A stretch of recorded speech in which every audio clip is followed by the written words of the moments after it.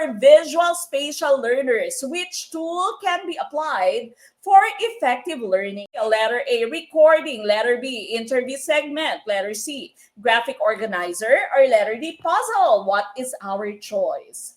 Letter C ang ating pong tumpak na choice. Now, which tool na ginagamit natin bilang mga guro can be applied for effective learning? And as teachers, we can always use graphic organizers. And these can become very helpful and very effective, lalong-lalo na sa ating mga visual spatial learners. Meron po tayong Venn diagram dito. Yung purpose po ng ating Venn diagram is to show the differences and the similarities between the different concepts. Concept map. Meron kang main topic at po pwede kang mag-add ng mga details sa sides.